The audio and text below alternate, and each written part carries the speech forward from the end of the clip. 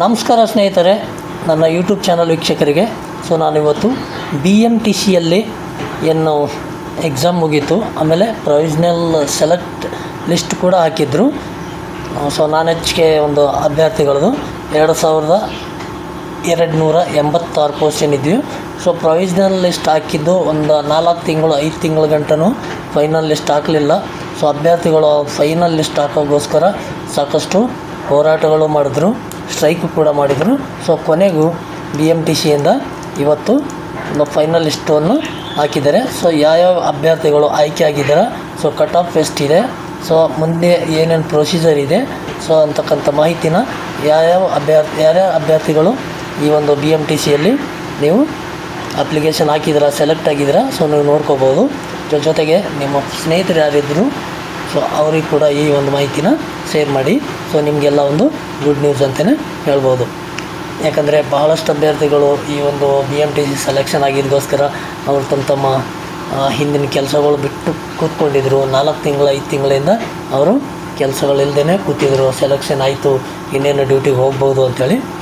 ಕೊನೆಗೂ 4-5 ತಿಂಗಳಾಗಿದ ಮೇಲೆ final list ಹಾಕಿರ್ತಾರೆ. ನಿಮ್ಮ ಒಂದು ಹೆಸರುಗಳು ನೀವು ಇದರಲ್ಲಿ ಚೆಕ್ ಮಾಡ್ಕೋಬೋದು. ಇದು ಒಂದು ಭಾಳಷ್ಟು ಲೆಂತಿ ಒಂದು ವಿಡಿಯೋ ಆಗೋದ್ರಿಂದ ಭಾಳಷ್ಟು ಅಭ್ಯರ್ಥಿಗಳದ್ದು ಒಂದು ಲಿಸ್ಟ್ ಇರೋದಕ್ಕೋಸ್ಕರ ನಾನೇನು ಮಾಡ್ತೀನಿ ಅಂದರೆ ಡಿಸ್ಕ್ರಿಪ್ಷನಲ್ಲಿ ಲಿಂಕ್ ಕೊಟ್ಟಿರ್ತೀನಿ. ನೀವು ಅಲ್ಲಿಂದ ಡೌನ್ಲೋಡ್ ಮಾಡಿಕೊಂಡು ಡೀಟೇಲಾಗಿ ನೋಡ್ಬೋದು ಸ್ನೇಹಿತರೆ. ಜಸ್ಟು ನಾನು ಸಿಂಪಲ್ಲಾಗಿ ಫಸ್ಟಿಂದ ಲಾಸ್ಟಿಂದ ತೋರಿಸ್ತೀನಿ. ನೋಡ್ಬೋದು ನೀವು ಇಲ್ಲಿ. ಇಲ್ಲಿ ಕ್ರಮ ಸಂಖ್ಯೆ ಇದೆ, ಇಲ್ಲಿ ಅರ್ಜಿ ಸಂಖ್ಯೆ ಇದೆ, ನೀವೇನು ಅಪ್ಲಿಕೇಶನ್ ಹಾಕಿದ್ರೆ ಅರ್ಜಿ ಸಂಖ್ಯೆ ಇದೆ. ಇಲ್ಲಿ ಅವರ ಅಭ್ಯರ್ಥಿಗಳ ಒಂದು ಹೆಸರು, ಅವರು ಹುಟ್ಟಿದ ಡೇಟು, ಮೇಲ್ ಫಿಮೇಲು, ಅವರು ಗುಂಪು ಅಂದರೆ ಅವ್ರದ್ದು ಒಂದು ಕ್ಯಾಟಗಿರಿ ಯಾವುದು ಅಂಥೇಳಿ, ಅವರು ಗ್ರಾಮೀಣ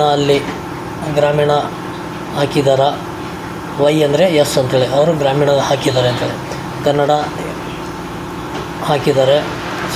ಇಲ್ಲಿ ನೋಡಿ ಯೋಜನೆ ನಿರಾಶ್ರಿತರ ಎನ್ ಅಂದರೆ ನೋ ಅಂದರೆ ಯೋಜನೆ ನಿರಾಶ್ರಿತ ಇಲ್ಲ ಅಂಥೇಳಿ. ನೆಕ್ಸ್ಟ್ ನೋಡ್ಬೋದು ಶೈಕ್ಷಣಿಕ ಶೇಕಡ ಅಂದರೆ ಅವರು ಒಂದು PUCಯಲ್ಲಿ ಅವರು ಒಂದು 25 ಮಾರ್ಕ್ಸು ಅವ್ರದ್ದು ಇದ್ರಾಗ ಇಟ್ಕೊಂಡಿರ್ತಾರೆ. ಅವ್ರ CAT ಅಂದರೆ ಅವ್ರದ್ದೇನು ಎಕ್ಸಾಮ್ ನಡೀತು, ಅದರಲ್ಲಿ ಅವ್ರು ಎಷ್ಟು ಅಂಕ ಪಡೆದಾರೋ ಅದು 75% ಇಟ್ಕೊಂಡು ಇಲ್ಲಿ ಟೋಟಲ್ ಪರ್ಸೆಂಟೇಜ್ ಮಾಡಿರ್ತಾರೆ. ನೋಡ್ಬೋದು ನೀವು ಇಲ್ಲಿ ಅವರು ಯಾವ ಒಂದು ಕ್ಯಾಟಗಿರಿಯಲ್ಲಿ ಸೆಲೆಕ್ಷನ್ ಆಗಿದ್ದಾರೆ ಅಂದರೆ GM ಅಲ್ಲಿ ಅವರು GM ರೂರಲ್, GMR ಅಂದರೆ ಜನರಲ್ ಮೆರಿಟು ರೂರಲಲ್ಲಿ ಅವರು ಸೆಲೆಕ್ಷನ್ ಆಗಿರ್ತಾರೆ ಸೆಕೆಂಡ್ ಡೇಯಲ್ಲಿ. ಇದೇ ರೀತಿ ನಿಮ್ಮದು ಯಾರಾದರೂ ಹೆಸರು ಇದ್ದರೆ ನೀವು ನೋಡ್ಬೋದು. ನೀವು ಯಾರಾದರೂ ಅಪ್ಲಿಕೇಶನ್ ಹಾಕಿದರೆ, ನಿಮ್ಮ ಫ್ರೆಂಡ್ಸ್ಗಳು ಯಾರಾದರೂ ಅಪ್ಲಿಕೇಶನ್ ಹಾಕಿದರೆ ಅಂಥ ಒಂದು ಅಭ್ಯರ್ಥಿಗಳಿಗೆ ಈ ಒಂದು ಮಾಹಿತಿನ ಶೇರ್ ಮಾಡಿ. ನಾನು ಎಲ್ಲಷ್ಟು ಕೂಡ ಡೀಟೇಲಾಗಿ ಇಲ್ಲಿ ಎಲ್ಲಷ್ಟು ಕ್ಲಿಯರಾಗಿ ಅಂದರೆ ಪೇಜ್ ಬೈ ಪೇಜ್ ಎಲ್ಲನೂ ಇಲ್ಲಿ ಅಪ್ಡೇಟ್ ತೋರ್ಸೋಕ್ಕೆ ಆಗಲ್ಲ, ಯಾಕಂದರೆ ಭಾಳ ಲೆಂತಿ ವಿಡಿಯೋ ಆಗುತ್ತೆ. ಅದಕ್ಕೋಸ್ಕರ ನಾನು ಡಿಸ್ಕ್ರಿಪ್ಷನಲ್ಲಿ ಲಿಂಕ್ ಕೊಟ್ಟಿರ್ತೀನಿ ಸ್ನೇಹಿತರೆ. ನೀವು ಅಲ್ಲಿಂದ ಡೌನ್ಲೋಡ್ ಮಾಡಿಕೊಂಡು ನೋಡ್ಕೋಬೋದು. ಜೊತೆಗೆ ನನ್ನ ಚಾನಲ್ ಇನ್ನೂ ಯಾರು ಸಬ್ಸ್ಕ್ರೈಬ್ ಆಗಿಲ್ಲ, ದಯವಿಟ್ಟು ಸಬ್ಸ್ಕ್ರೈಬ್ ಮಾಡ್ಕೊಳ್ಳಿ ಅಂತ ಹೇಳುತ್ತಾ, ಮಾಹಿತಿ ಇಷ್ಟ ಆಗಿದರೆ ಒಂದು ಲೈಕ್ ಮಾಡಿ, ಜೊತೆಗೆ ನಿಮ್ಮ ಸ್ನೇಹಿತರಿಗೂ ಕೂಡ ಶೇರ್ ಮಾಡಿ ಸ್ನೇಹಿತರೆ. ನೋಡ್ಬೋದು ನೀವು ಒಂದು 100 ತೋರಿಸಿದ್ದೀನಿ. ಇವಾಗ ನೆಕ್ಸ್ಟು ಡೈರೆಕ್ಟಾಗಿ ಲಾಸ್ಟಲ್ಲಿ ತೋರಿಸ್ತೀನಿ. ಡಿಸ್ಕ್ರಿಪ್ಷನಲ್ಲಿ ಲಿಂಕ್ ಇರುತ್ತೆ, ಅಲ್ಲಿಂದ ಡೌನ್ಲೋಡ್ ಮಾಡಿಕೊಂಡು ನೀವು ನೋಡ್ಕೋಬೋದು. ನೋಡ್ಬೋದು ಸ್ನೇಹಿತರೆ, ಅಂತಿಮವಾಗಿ ನೋಡಿ 2285 ಅಭ್ಯರ್ಥಿಗಳ ಒಂದು ಫೈನಲ್ ಲಿಸ್ಟು ಹಾಕಿದ್ದಾರೆ BMTC ಅವರು. ಫೈನಲ್ಲಾಗಿ ನೋಡ್ಬೋದು ನೀವು ಇಲ್ಲಿ. ಇಲ್ಲಿ ಒಂದು ನೋಡಿ ಒಂದು ಮೆಸೇಜ್ ಕೂಡ ಇರುತ್ತೆ, ಇನ್ನೊಂದು ಪೋಸ್ಟು. ಒಂದು ಕೋರ್ಟಿನ ಒಂದು ಸೂಚನೆ ಮೇರೆಗೆ ಇದು ಒಂದು ಪೋಸ್ಟು ತಡೆ ಹಿಡಿಯಲಾಗಿದೆ. ನೆಕ್ಸ್ಟ್ ಇದು ಕೂಡ ಫೈನಲ್ ಮಾಡ್ತವ್ರೆ, ಒಂದು ಪೋಸ್ಟ್ ಇದೆ. ನೆಕ್ಸ್ಟ್ ನೋಡೋದಾದರೆ ನೋಡ್ಬೋದು ಒಂದು ಸೂಚನೆ ಇರುತ್ತೆ.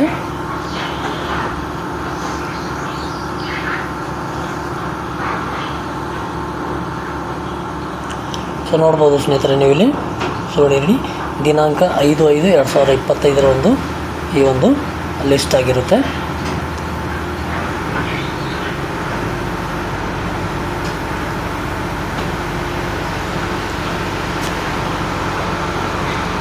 ಸೊ ಈ ಒಂದು ಮಾಹಿತಿ ಕೂಡ ನೀವು ಡೀಟೇಲಾಗಿ ಓದ್ಕೊಳ್ಬೇಕಾಗುತ್ತೆ. ನೋಡಿ, ಓದ್ಕೊಳ್ಳಿ.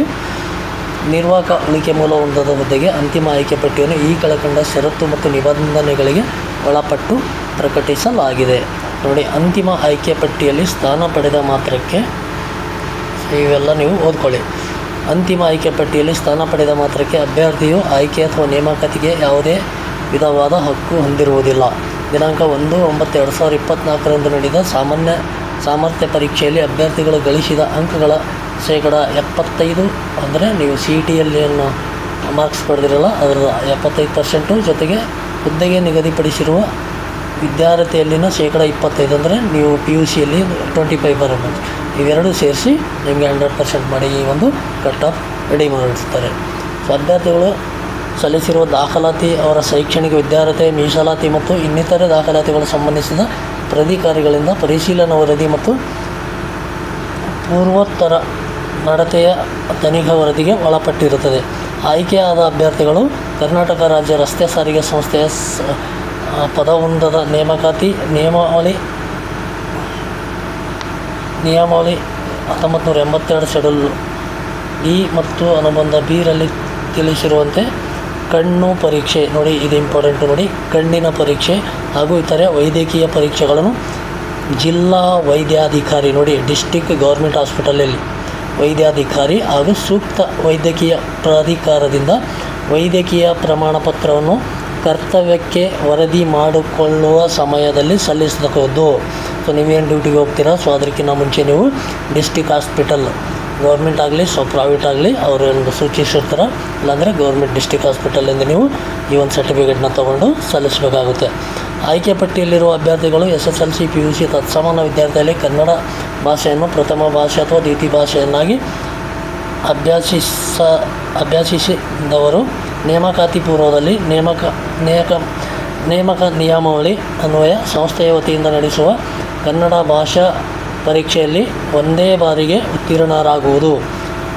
ತಪ್ಪಿದಲ್ಲಿ ಅವರ ಆಯ್ಕೆಯನ್ನು ಹಕ್ಕನ್ನು ಕಳೆದುಕೊಳ್ಳಲಿರುವರು. ಸೊ ಅಂದರೆ ನೀವು 10ನೇ ಕ್ಲಾಸ್ ಅಥವಾ PUCಯಲ್ಲಿ ನೀವು ಫಸ್ಟ್ ಲ್ಯಾಂಗ್ವೇಜ್ ಅಂದರೆ ಪ್ರಥಮ ಒಂದು ಭಾಷೆಯನ್ನಾಗಿ ನೀವು ಕನ್ನಡ ಅಭ್ಯಾಸ ಮಾಡಿದರೆ ನಿಮಗೆ ಇದು ಅನ್ವಯ ಆಗೋದಿಲ್ಲ. ಕೆಲವರು ಇಂಗ್ಲೀಷ್ ಮೀಡಿಯಮ್ ಇರ್ತಾರಲ್ಲ, ಅವರು ಫಸ್ಟ್ ಲ್ಯಾಂಗ್ವೇಜ್ ಇಂಗ್ಲೀಷ್ ಇರುತ್ತೆ. ಸೊ ಅಂಥವರು ಏನು ಮಾಡಬೇಕು ಅಂತಂದರೆ ಈ BMTC ಅವರು ಒಂದು ಕನ್ನಡ ಭಾಷಾ ಜ್ಞಾನದ ಒಂದು ಪರೀಕ್ಷೆ ನಡೆಸ್ತಾರೆ. ಫಸ್ಟ್ ಟೈಮಲ್ಲಿ ಅದ್ರಾಗ ನೀವು ಪಾಸ್ ಆಗಬೇಕಾಗುತ್ತೆ. ಸೊ ಅದರಲ್ಲಿ ಪಾಸ್ ಆಗಿಲ್ಲ ಅಂದರೆ ನೀವು ಈ ಸೆಲೆಕ್ಷನ್ಲಿಂದ ಆಚೆ ಹೋಗ್ತೀರಾ ಅಂತೇಳಿ ಕೊಟ್ಟಿದ್ದಾರೆ. ಆಯ್ಕೆಗೊಂಡ ಹುದ್ದೆಯಲ್ಲಿ ಅಭ್ಯರ್ಥಿಗಳು 1 ವರ್ಷದ ಕಾಲ ವೃತ್ತಿ ತರಬೇತಿಗೆ ಒಳಪಡುವುದು. ಅಂದರೆ ಸೆಲೆಕ್ಷನ್ ಆಗಿರೋರೆಲ್ಲ ನೀವು ಡ್ಯೂಟಿಗೆ ಹೋಗಿದರೆ 1 ವರ್ಷ ನಿಮಗೆ ಟ್ರೈನಿಂಗ್ ಪೀರಿಯಡ್ ಇರುತ್ತೆ. ಆಯ್ಕೆ ನೇಮಕಾತಿಗೆ ಸಂಬಂಧಿಸಿದಂತೆ ಸಂಸ್ಥೆ ತೆಗೆದುಕೊಳ್ಳುವ ನಿರ್ಧಾರಗಳು ಅಂತಿಮವಾಗಿರುತ್ತದೆ. ಸೊ ಇದಕ್ಕೇನಾರ ಸಂಬಂಧಪಟ್ಟಿದ್ದು ಫೈನಲ್ಲು ಏನಾದ್ರು ಡಿಸಿಷನ್ ತೊಗೊಳ್ಳೋದಿದ್ದಂದರೆ ಇಲಾಖೆಗೆ ಸಂಬಂಧಪಟ್ಟಿದ್ದು ಅಂತ ಮಾಹಿತಿ ಹೇಳಿದ್ದಾರೆ ಸ್ನೇಹಿತರೆ. ಸೊ ನೋಡ್ಬೋದು ನೀವಿಲ್ಲಿ, ಸೊ ನೋಡ್ಬೋದು ನಿರ್ದೇಶಕರು ಭದ್ರತಾ ಮತ್ತು ಜಾಗೃತ ಅಧ್ಯಕ್ಷರು ಆಯ್ಕೆ ಸಮಿತಿ.